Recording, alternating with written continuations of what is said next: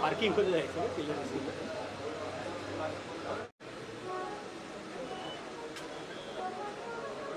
मान्यवर या ठिकाणी मातेचे दर्शन घेत आहेत. आजच्या कार्यक्रमाचे प्रमुख माननीय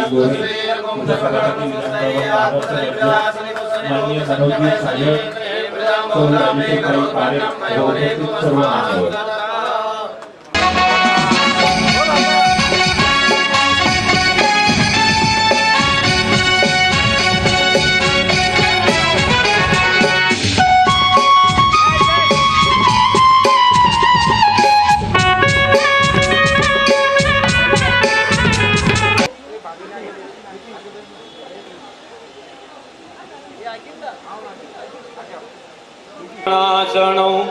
मंगलानंच सौवैसिन पडममहव.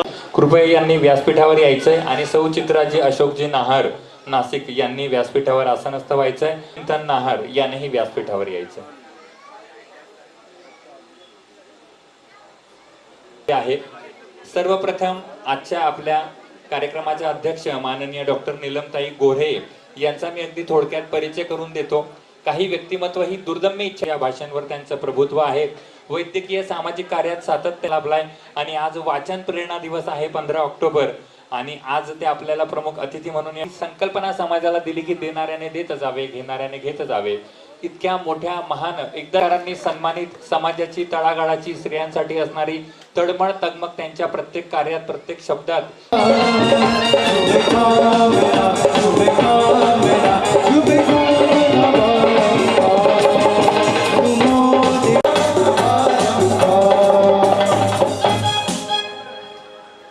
MD बिल्डिंग कन्स्ट्रक्शन हा त्यांचा व्यवसाय आहे.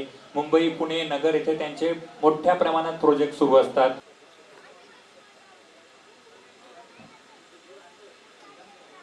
माननीय शरदजी पवार सिद्धी फाउंडेशन या नावाने समाज कार्यासाठी अतिशय उत्तम अशा फाउंडेशनची स्थापना केलेली आहे. सामाजिक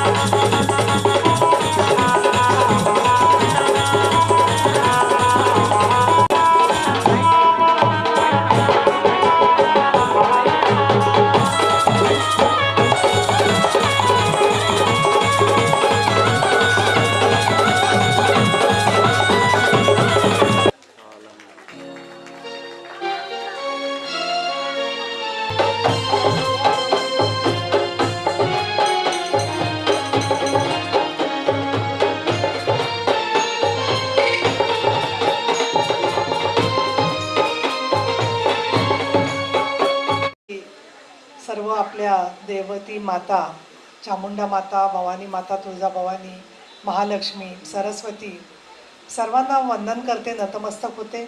नवरात्रीच्या निमित्ताने आपल्याला मनापासून शुभेच्छा देते. आणि आपण प्रत्येकाने जी काही स्वप्न पाहिलेली असतात ती वैयक्तिक आयुष्यात स्वप्न पाहिल्यावर देखील आपण सगळे एकत्र आलात. आणि नहार समाजाने आज व्यासपीठावर उपस्थित असलेले सगळे मान्यवर, सन्माननीय राजेशजी नहार, तसंच ज्यांना आजच्या कार्यक्रमामध्ये अध्यक्ष रसिकलाल नहार, ज्या राजश्रीताई पारेख, मनोजी छाजेड, सर्व उपस्थित असलेले मान्यवर. आणि आज विशेष म्हणजे ज्यांचा सत्कार माझ्या हस्ते झाला त्याच्यामध्ये हृदय नेहा चिंतन नहार, आदर्श माता पुरस्कार ज्यांना मिळाला तर जयाबाई पन्नालालजी नहार आणि चित्राजी अशोकजी नहार, या सगळ्यांचं मी मनापासून अभिनंदन करते, कौतुक करते. आणि त्यांच्या कुटुंबियांपैकी प्रत्येकाने त्यांच्या यशामध्ये जो हातभार लावलेला आहे त्यांनासुद्धा प्रत्येकाला आशीर्वाद मिळावा अशी मी चामुंडा मातेकडे प्रार्थना करते. आपण हिंदीत बोलत आहात पण मला असं वाटतं माझं हिंदी मराठीसारखंच असतं, त्याच्यामुळे मी मराठीतच बोलते. मराठीत जास्त नक्कीच कम्फर्टेबल वाटतं. आणि नहार समाजाने हा जो संपूर्ण कार्यक्रम केलेला आहे त्याची मी माहिती घेतली. गेल्या काही वर्षांपासून आपण बघतोय फक्त महाराष्ट्रात नव्हे भारतात नव्हे तर जगामध्ये आपण एक भारताची हिंदुस्थानची अस्मिता म्हणून एकत्र आलेलो आहोत आणि त्याच्यामध्ये आपली भाषा, आपली भूषा, आपलं भोजन, आपले घर, आपली संस्कृती, याच्याचबरोबर माणुसकी ह्याचा देखील आपण प्रचार प्रसार करतो आहे, योगाचा प्रसार करतो आहे. अशा वेळेला आपण इथे मंदिर उपस्थित केलं, हे फक्त मंदिर नाही आहे तर मानवतेच्या दृष्टिकोनातून सगळ्या समाजाला एकत्र आपण आणलं. म्हणून मी सगळ्या संयोजकांचे, ज्यांनी या कामासाठी जमीन दिली, आजकाल भाऊ जमीन घेणारे खूप आहेत पण जमीन देणारे फार कमी असतात, त्याच्यामुळे तुमचं खूप मी विशेष कौतुक करते की एका चांगल्या कामासाठी तुम्ही इथे सर्वजण एकत्र आलेले आहात. आणि या कामामध्ये आपण मला निमंत्रित केलं. विधान परिषदेचे उपसभापती म्हणून काम करत असताना 55 वर्षानंतर महाराष्ट्र निर्मितीनंतर पहिल्यांदा एका महिलेला स्थान मिळालं. त्याला कारण समाजातले सुधारक जे आहेत ज्यांच्यामुळे आम्हाला शिक्षण मिळालं, तेवढंच आमच्या आईवडिलांचं पण त्याच्यामध्ये कर्तृत्व असतं. आणि एक मूल किंवा एक मुलगी जेव्हा एखाद्या पदावर जाते, कुठल्या कामावर बघते, त्यावेळेला सगळ्यात त्यांना आनंद होत असतो. तो म्हणजे आपली आई वडील ज्यावेळेला आपल्याला त्या पदावर पाहतात तेव्हा खूप आनंद होत असतो.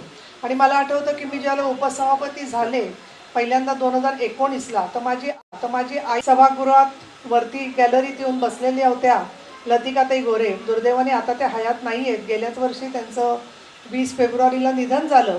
परंतु ज्यावेळेला आई बसलेल्या होत्या तर आमच्या विधान परिषदेतले सगळे आमदार, त्याचबरोबर स्वतः मुख्यमंत्री, उपमुख्यमंत्री सर्वजण माझ्याकडे बघत असताना आईकडे बघून बोलत होते. म्हणजे प्रत्येकाने एवढा आईचा सन्मान केला तिथे. आणि म्हणून मला असं वाटतं की आज ज्या आदर्श माता आपण पुरस्कार दिला, आजचा दिवस त्यांच्या आनंदाचा आहे. परंतु कुटुंबावरती जेव्हा एखादा आघात होतो त्यावेळेला मुलांना वाढवणं स्त्रीला किती अवघड असतं त्याची मी चांगली जाणीव आहे. समाजाचा दृष्टिकोन फार वेगाने बदलत नाही आहे, हळूहळू बदलतो आहे. प्रत्येक वेळेला आजसुद्धा आपल्या मुलीचं लग्न झालं आणि ती एकटी घरी आली नुसती सहज, तरी आपण तिला हेच विचारतो, तू एकटीच आलीस, जावई बापू नाही आले? म्हणजे प्रत्येक वेळेला आपण एक गृहीत धरतो की कुटुंब एकत्र असावं. पण त्याच्यामुळे परिणाम असा होतोय थोडासा की मुलींवरती कळत नकळत प्रेशर येत आहे. मला परदेशामध्ये US मध्ये खूप मुली भेटल्या, हिंदू भेटल्या, ख्रिश्चन भेटल्या, जैन समाजाच्या भेटल्या. आणि त्यांना असं वाटतं की त्यांना सगळं फ्रीडम नको आहे, पण त्यांना फक्त प्रगती करण्याचं फ्रीडम पाहिजे. आणि म्हणून त्यांना असं वाटतं की आमचा समाज कधी परिवर्तन होईल म्हणून. पण मी अभिनंदन करीन की नुकतंच न्यू जर्सीमध्ये मी नुकतीच गिरी महाराजांना भेटून आले 2 दिवसापूर्वीच. आणि ते सांगत होते की तिथे श्री रामप्रभूंची प्रतिष्ठापना न्यू जर्सीच्या मंदिरामध्ये जशी झालेली आहे तशी अयोध्येला देखील श्रीरामांचं मंदिर 22 जानेवारीला उभं राहते. तर हे केवळ एका धर्मासाठी नसतं, तर समाजात ज्या ज्या चांगल्या शक्ती आहेत त्यांना एकत्र येण्यासाठी म्हणून आपल्याला प्रेरणा मिळते आणि यश मिळत असतं. आणि त्यातून स्त्रियांच्या प्रश्नावर मी आपलं खरंच आभार मानेन की काही वर्षांपूर्वी अशी परिस्थिती होती की आमचं नाव घेतलं की लोक म्हणायचे अरे बापरे. पण आज आपण बघतो की दुर्दैवाने जेव्हा आपल्या समाजात मुलींना काही त्रास झाला किंवा त्याच्यात काही बऱ्याचशा अडचणी आल्या, त्यावेळेला आज आपण मुलींचा जन्म व्हावा, मुलींना सन्मानाचं जीवन मिळावं म्हणून प्रयत्न करतोय. आणि मी खास करून जैन समाजाचं कौतुक करीन की मी मध्यंतरी बऱ्याचशा कुटुंबांमध्ये भेटते, नावं घेत नाही, पण त्यांच्या घरात मी बघते की सुना मुली सगळा बिझनेस बऱ्याचशा मुली सांभाळत आहेत, सुना सांभाळत आहेत. मग ते लोकमतचं असेल किंवा बाकीच्या ठिकाणी असेल, मुलांच्या बरोबरीने स्त्रिया पुढे येत आहेत. आणि स्त्रियांचं जे काम आहे त्याला पुरुषांना त्याच्यात त्यांना आनंद वाटतो, ही फार मोठी गोष्ट आहे. आणि आपण कोविडमध्ये शिकलो सगळेजण की कुटुंबाचं किती महत्त्व आहे. आपण एकटं आजारी पडलो तर आपण एकटे चहासुद्धा पिऊ शकत नव्हतो, अशी परिस्थिती होती. फळ खाऊ शकत नव्हतो कोणीतरी वस्तू दिल्याशिवाय. आणि एका अर्थाने मी तर म्हणेन देवी मातेचा आशीर्वाद आहे आपल्याला की आपण व्हॅक्सिन्समुळे सर्वजण जिवंत राहिलो. मग आता पुढच्या काळात ह्युमॅनिटीला काय देणार आपण, मानवतेला काय देणार. आणि त्या दृष्टिकोनातून आज जेव्हा आपण मला कार्यक्रमाला बोलावलं आणि मला आग्रहाने सांगितलं तेव्हा मला हा प्रश्न पडला की मी इथे येऊन काय बोलणार. तुम्ही प्रत्येकजण अतिशय चांगलं काम करताय, पण मी एवढं जरूर सांगेन की आमच्या विधान परिषदेमध्ये, विधानसभेमध्ये ज्या वेळेला मला असं वाटेल की कुठेतरी अजून चांगले निर्णय झाले पाहिजे, त्यावेळेला मला नहार समाजाची आठवण होईल की यांचा पाठिंबा असेल तर आपल्याला अजून चांगलं काम समाजात करता येईल. ही एक अतिशय सुंदर सकारात्मकता, विधायकता, भूमिका जी आपल्या सगळ्यांची मला दिसली, त्याच्यामुळे मला स्वतःचा गौरव झालेला आहे. आणि आज ज्यांचा पुरस्कार झाला त्याच्यापैकी मातांबद्दल तर मी बोलले, परंतु हा जो आपला छोटा आहे चिमुकला हृदय, त्याच्या आईवडिलांचं मी कौतुक करते. पण त्या मुलाला किती त्रास द्यायचा हो आपण. तो आला होता तर मला काळजी वाटत होती की झोपतो का काय कंटाळून, पण त्याला आता स्टेजची सवय झालेली आहे. दुसरं मला कळलं नाही की त्याच्या आईने त्याच्या कानात सांगितलं का काय, पण पहिल्यांदा माझ्याकडे बघून मला पाठीवरती थाप मारत होता. म्हटलं मला शाबासकी देणारा हा मुलगा आहे म्हणजे खूपच त्याचं कौतुक करायला पाहिजे म्हणून. आणि मी पण त्याला हस्तांदोलन केलं आणि अतिशय एक वेगळ्या प्रकारचे संस्कार आपण मुलांवर करतोय. मुलं फार हुशार झालेली आहेत. म्हणजे मुलं आपण लहानपणी जेवढे मार्क मिळवत होतो त्याच्या दुप्पट तिप्पट मार्क आता मुलांना मिळतात. हे पालक मुलांसमोर कबूल करणार नाहीत, पण आपल्याला मनामध्ये माहिती आहे की मुलं खूप हुशार झालेली आहेत. आता या हुशार मुलांना चांगल्या प्रकारे सांभाळायचं तर त्यांच्या शक्तीला वाव दिला पाहिजे, ऊर्जेला वाव दिला पाहिजे, खेळाला वाव दिला पाहिजे. आणि या दृष्टिकोनातून आता आपल्याला एशियाड गेम्समध्ये सुद्धा खूप पुरस्कार मिळाले, त्याच्यात मुलींना पुरस्कार मिळाले. आणि आता ऑलिम्पिक युवा स्पर्धासुद्धा 2026मध्ये होणार आहे. त्याच्याबद्दलही काल मुंबईमध्ये पूर्वतयारीची बैठक झालेली आहे. तर मी असं म्हणेन की जगामध्ये, भारतामध्ये, महाराष्ट्रात आणि पुण्यात आपलं सगळं गौरवाचं जे काम आहे ते चांगलं चालावं. तुमच्या ज्या काही अपेक्षा आहेत मंदिराच्या संदर्भात, बाकीच्या कामाच्या संदर्भात, त्याच्यात तुम्ही मला कधी हाक मारा, त्यामध्ये माझं आपल्याला कायम सहकार्य राहील. नवनवीन बातम्या बघण्यासाठी आमच्या चॅनलला सबस्क्राईब करायला विसरू नका.